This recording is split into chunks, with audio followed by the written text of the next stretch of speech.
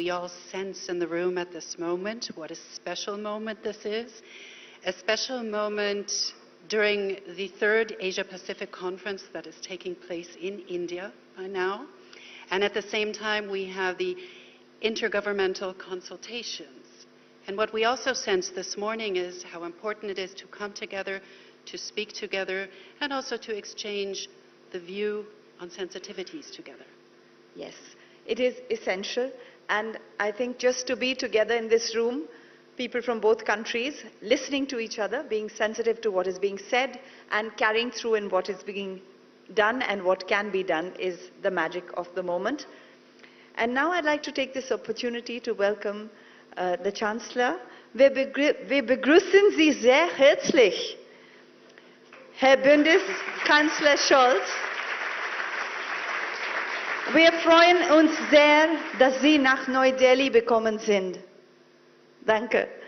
May I please request the Honorable Chancellor Scholz to come and share a few words with us, and we will leave this podium for you, Honorable Chancellor, to be able to address the audience at APK 2024.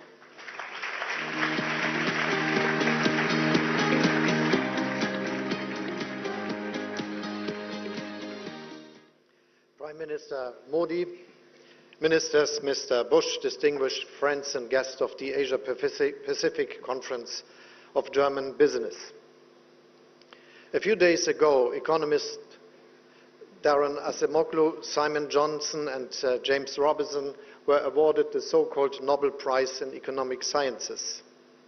They received this prestigious accolade for their work on how democracies and democratic institutions spurs prosperity and economic growth. I think it's important that they all worked on this and wrote a lot of letters and text on this question. And Simon Johnson added in a recent interview that true, genuine, inclusive democracy matters very clearly when it comes to economic success. The organizers of this year's Asia-Pacific Conference of German Business probably didn't foresee the decisions by the Royal Swedish Academy. But by inviting us to India, you had the right instinct. Today, we are meeting in the world's biggest democracy, the fastest growing major economy in the world with the most rapidly expanding renewable energy sector of any major economy. A country at the heart of the world's most dynamic region, the Asia-Pacific. In a nutshell, the Asia-Pacific Conference has come to the right place at the right time. Prime Minister Modi, thank you very much for your kind hospitality, and thanks also to our co-hosts Robert Habeck and Roland Busch, and of course to you, Minister Goyal, for organizing this conference.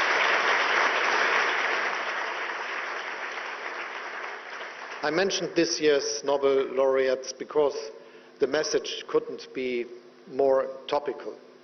Not only do many democracies face pressure from the polar world, there is no global policeman, no single watchdog monitoring our common rules and institutions. Each and every one of us is called upon to defend and uphold them. If Russia was to succeed with its illegal, brutal war against Ukraine, there would be repercussions far beyond Europe's borders.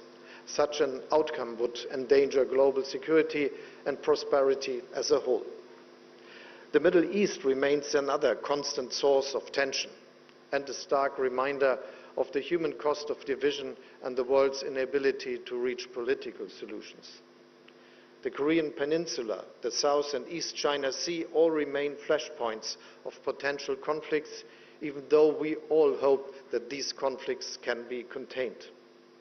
So my first message to all of you today is this: let us do whatever we can to bring about political solutions to these conflicts, solutions that are based on international law and the principles of the UN Charter. This is not only an ethical and political obligation. It is also imperative if we want to safeguard prosperity and trade and economic cooperation. We need to match words with deeds.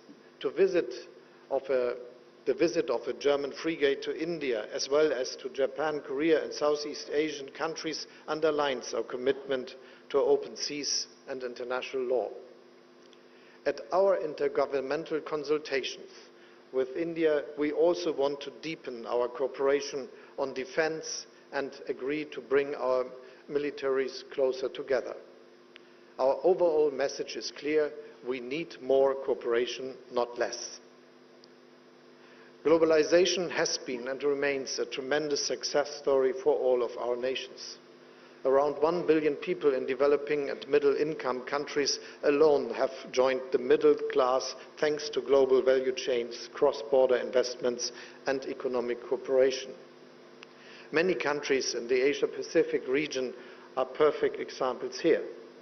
This is why I keep telling the proponents of deglobalization and decoupling, or whatever the protectionist policies are being called these days, let's be careful. In the short term, those concepts may sound tempting, but ultimately they lead to weaker growth, higher prices, lower global prosperity and less competition, which in turn means less innovation. We need to take a different approach, one that I would like to call being open without being naive. Yes, we must avoid one-sided dependencies, particularly in areas of strategic important critical raw materials and certain technologies, for instance, all of them produced in India. German cars dominate the Indian premium market and ramp up local manufacturing, creating thousands of jobs. In return, the modern software in a Mercedes-Benz vehicle comes from Bengaluru. And you, Mr. Bush, recently wrote in an article that Siemens is seeking to take industrial AI to the next level with the help of talent based here in India. Opportunities abound for both sides. And I could tell similar stories of German companies working in Indonesia, Malaysia, Vietnam, South Korea, Japan. The giant should give up the special treatment it has received as a developing country. Together, these steps can lead us to finally lifting the blockade at the WTO, a blockade which is a danger to free and fair trade. Countries of your region understand that. The comprehensive and progressive agreement for Trans-Pacific Partnership is an impressive commitment to free and fair trade. This agreement has spurred the European Union's own free trade ambitions with regard to the Indo-Pacific. Our existing agreements with Japan, South Korea, Vietnam, Singapore and New Zealand are a testimony to this. But we need to be more ambitious. We very much welcome the European Commission's finally resuming free trade negotiations with the Philippines and Thailand, and it is working towards resuming talks with Malaysia. We want to see the ongoing negotiations between the EU and Indonesia finalized and the negotiations between the EU and Australia resumed as soon as possible. And of course, we want a free trade agreement between the EU and India. My government is pushing for swift progress and rapid conclusions, and I'm sure that if we work together on this, Prime Minister, this could happen in months rather than years.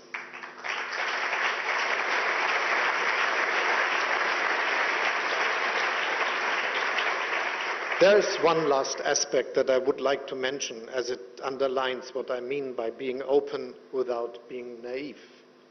Only a few days ago, the German government agreed on a strategy to attract skilled Indian employees to Germany. Even today, Indians are the largest group of foreign students at our universities. Last year alone, the number of Indians working in Germany grew by 23,000. Their talent is a welcome addition to our labor market. And let me add, we don't just welcome talent from India to work in Germany, but from all of your countries. To make this happen, we passed one of the world's most progressive laws for labor immigration. We are digitizing our visa process, speeding up procedures and making them more user-friendly. At the same time, we are reducing irregular migration and facilitating returns of those who have no right to be in our country. The message is that Germany is open for skilled workers, but that we can decide who comes. This is important because only then will our citizens continue to accept our openness. This brings me back to the beginning of my remarks and the three winners of the Nobel Prize. One of the key lessons of their work is that open societies are more likely to prosper. We need to maintain the spirit of openness in our countries and in today's world. So let us be the ones that spread it. Thank you very much.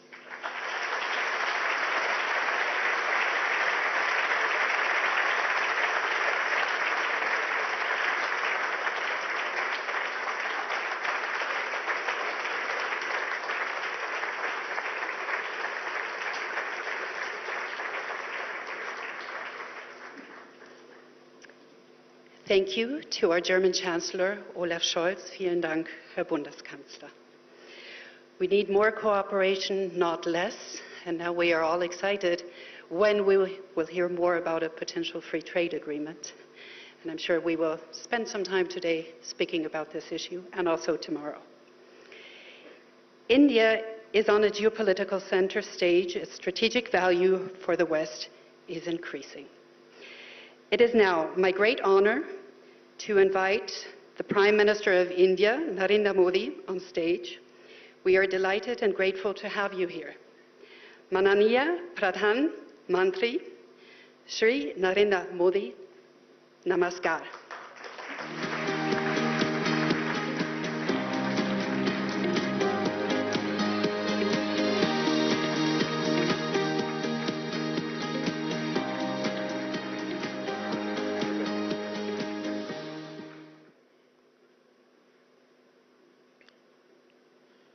Excellency, Chancellor Scholz,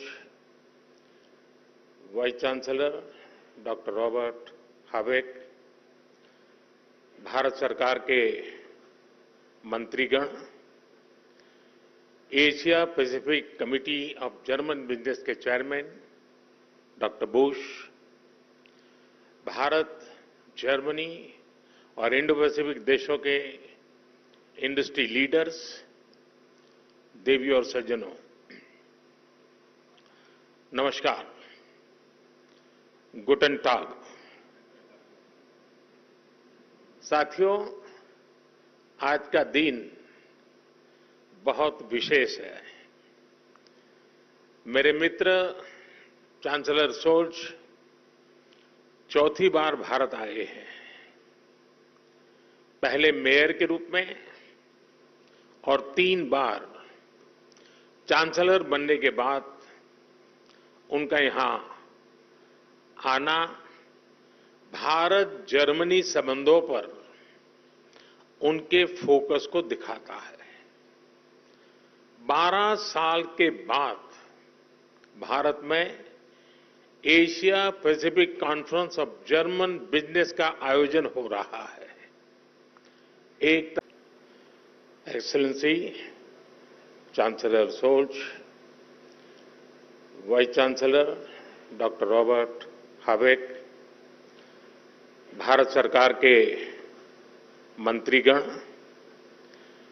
Asia Pacific committee of German business के chairman doctor Bush, Bharat, Germany और Indo Pacific देशों के industry leaders, देवी और सज्जनों, नमस्कार, गुटन टाग। साथियों, आज का दिन बहुत विशेष है। मेरे मित्र चांसलर शोल्ज चौथी बार भारत आए हैं।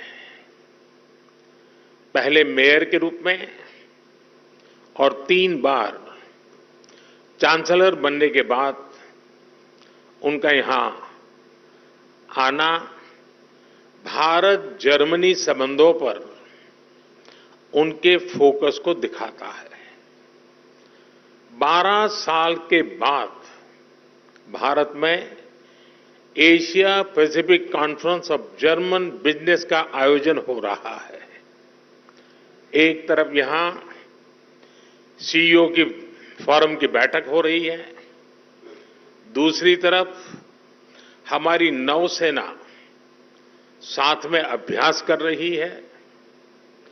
गोवा में German naval ships port call पर है और अब से थोड़ी ही देर में भारत और जर्मनी के बीच 7वें इंटर गवर्नमेंटल कंसल्टेशन का भी आयोजन होना है। यानी हर कदम, हर मोर्चे पर भारत और जर्मनी की दोस्ती गहरी हो रही है। साथियों, ये साल भारत जर्मनी स्ट्रैटेजिक पार्टनरशिप का 25वां वर्ष है। अब आने वाले 25 वर्ष इस पार्टनरशिप को नई बुलंदी देने वाले हैं।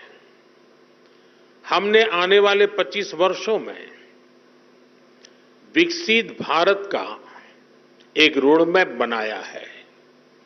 मुझे खुशी है कि ऐसे महत्वपूर्ण समय में जर्मन कैबिनेट ने focus on India document release किया है।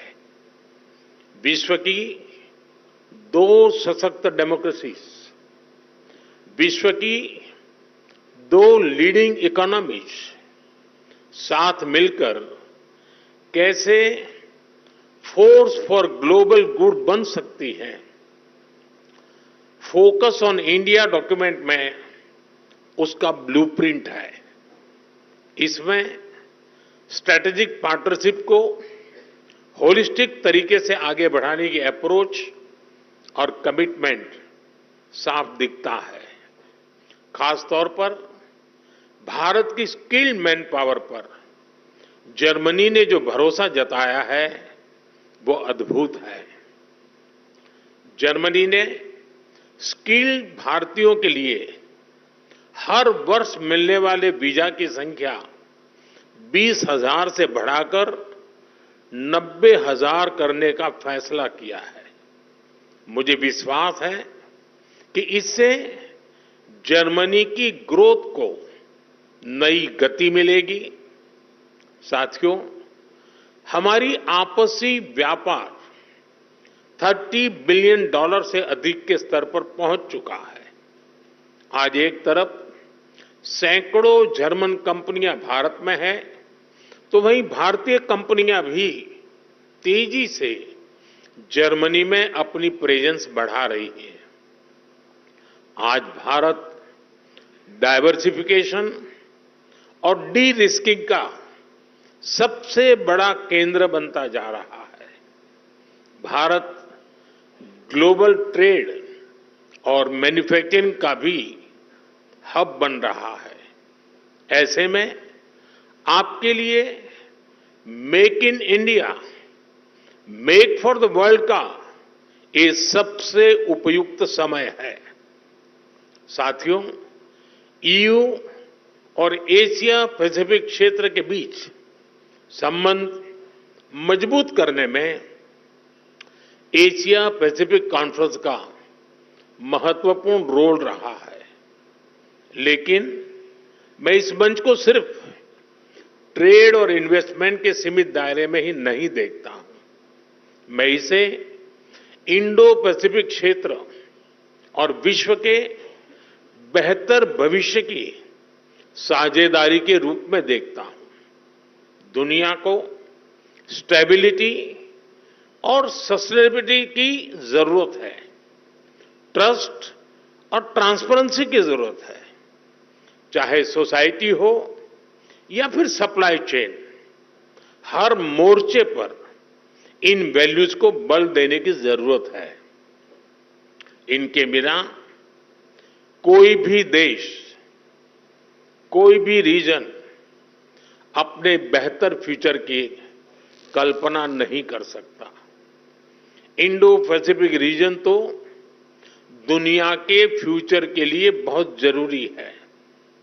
ग्लोबल ग्रोथ हो, पॉपुलेशन हो, स्किल्स हो, इस रीजन का कंट्रीब्यूशन और पोटेंशियल दोनों बहुत व्यापक है। इसलिए इस कॉन्फ्रेंस का महत्व और भी बढ़ जाता है। फ्रेंड्स, भारत की जनता एक स्टेबल पॉलिटी और प्रिडिक्टेबल पॉलिसी इकोसिस्टम को बहुत महत्व देती है। यही वजह है कि 60 साल बाद एक सरकार को लगातार थर्ड टर्म मिला है। भारत की जनता का ये ट्रस्ट बीते एक दशक में रिफॉर्म, परफॉर्म, ट्रांसफॉर्म वाली गवर्नेंस के कारण मजबूत हुआ है। जब देश का सामान्य नागरिक ये सोच रहा है, तब आप जैसे बिजनेस के लिए, आप जैसे इन्वेस्टर्स के लिए भारत से बेहतर स्थान क्या हो सकता है। साथियों, आज भारत डेमोक्रेसी, डेमोग्राफी, डिमांड और डेटा, इसके 4 मजबूत पिलर्स पर खड़ा है। टैलेंट, टेक्नोलॉजी, इनोवेशन और इंफ्रास्ट्रक्चर भारत की ग्रोथ के टूल्स हैं। इन सभी को ड्राइव करने वाली एक और बड़ी ताकत आज भारत में है। ये ताकत है एस्पिरेशनल इंडिया, यानी एआई, आर्टिफिशियल इंटेलिजेंस और एआई एस्पिरेशनल इंडिया की डबल ताकत भारत के पास है। और एस्पिरेशनल इंडिया को हमारा यूथ ड्राइव कर रहा है। बीती सदी में डेवलपमेंट को मुख्यतः नेचुरल रिसोर्सेज ने गति दी थी। 21st सेंचुरी को ह्यूमन रिसोर्स और ह्यूमन इनोवेशंस गति देने वाले हैं। इसलिए भारत अपने यूथ की स्किल्स और टेक्नोलॉजी के डेमोक्रेटाइजेशन पर बहुत फोकस कर रहा है। साथियों, भारत भविष्य की दुनिया की जरूरतों के लिए आज काम कर रहा है।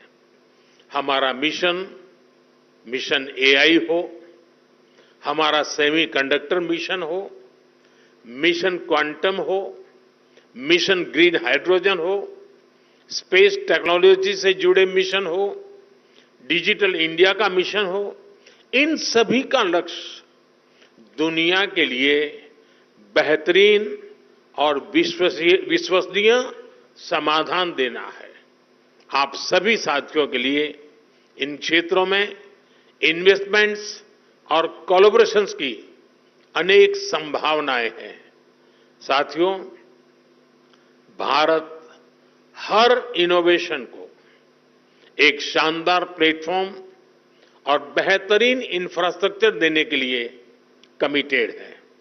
हमारा डिजिटल पब्लिक इंफ्रास्ट्रक्चर, नए स्टार्टअप्स और इंडस्ट्री 4.0 के लिए अनंत संभावनाओं के द्वार खोल रहा है। आज भारत अपने फिजिकल इंफ्रास्ट्रक्चर को पूरी तरह से ट्रांसफॉर्म करने में जुटा है। रेल, रोड, एयरपोर्ट और पोर्ट में रिकॉर्ड इन्वेस्टमेंट किया जा रहा है। इसमें जर्मन और इंडो पैसिफिक रीजन की कंपनियों के लिए अनेक संभावनाएं हैं। मुझे खुशी है कि रिन्यूएबल एनर्जी को लेकर भारत और जर्मनी मिलकर काम कर रहे हैं। पिछले महीने ही गुजरात में जर्मनी के साथ मिलकर चौथा global renewable energy investors meet आयोजित किया गया है। ग्लोबल लेवल पर रिन्यूएबल एनर्जी में निवेश के लिए भारत, जर्मनी, प्लेटफॉर्म भी लॉन्च किया गया है। मुझे उम्मीद है कि ग्रीन हाइड्रोजन इकोसिस्टम की जो संभावनाएं भारत ने बनाई है, उसका फायदा भी आप जरूर उठाएंगे। साथियों, भारत की ग्रोथ स्टोरी से जुड़ने का यही समय है, सही समय है, जब भारत का डायनेमिज्म और जर्मनी का प्रिसिशन मिलता है, जब जर्मनी की इंजीनियरिंग और भारत का इनोवेशन मिलता है, जब जर्मनी की टेक्नोलॉजी और भारत का टैलेंट मिलता है, तब इंडो पैसिफिक के साथ साथ पूरी दुनिया का बेहतर भविष्य तय होता है। साथियों, आप बिजनेस वर्ल्ड से जुड़े हैं। आपका तो मंत्र होता है, when we meet we mean business. लेकिन भारत आना सिर्फ बिजनेस ही नहीं होता। भारत के कल्चर, कुजीन और शॉपिंग को आपने समय नहीं दिया तो आप बहुत कुछ मिस करेंगे। मैं आपको विश्वास दिलाता हूं, you will be happy and back home your family will be happier. ये कॉन्फ्रेंस और भारत में आपका स्टे दोनों मंगल हो, इसी कामना के साथ आप सभी का बहुत बहुत धन्यवाद। Thank you.